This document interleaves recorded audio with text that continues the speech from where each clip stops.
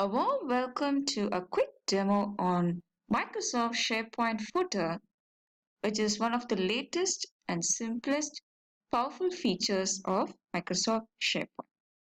See, long ago we had to open the site in master page or in designer or open the master page and modify the CSS, and it was a very cumbersome process to get the header and footer and the design or branding ready.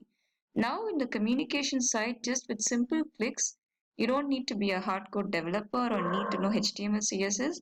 With a simple click, you can actually change the footer, and it's very simple, but you need to have a communication side.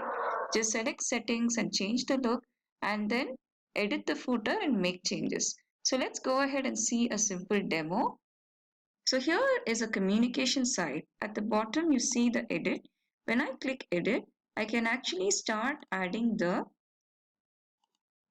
footer options. Either I can add a URL or a header, and and if you have a URL, you can put the URL. Let's say www.thangu.com, and I can give the text as Thangu demo. And next, if I want to add a header, let's say if I just want to add a text, let's say 2019. So many times we want to add the year. So, and then we can make the changes and save. So please note that as of now, these are the features. Going ahead, obviously you can expect some updated features from Microsoft.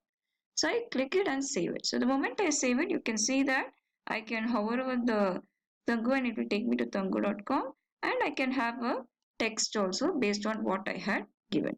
So this, and in case you don't want the footer, all you have to do is select the settings, select change the look, and you access the footer by using the footer. So if you want to switch it off, it is switched off and you don't see the footer and you see an empty. If you want the footer, we can have it on and you can see the footer. You also have the option to upload an image, and you can see that a nice image is added on the bottom left. As a quick summary, if you want to change the footer, log into your communication site, select settings, select change the look, and modify the footer, add the header or logo or the URL to your website as per your needs. Thank you so much.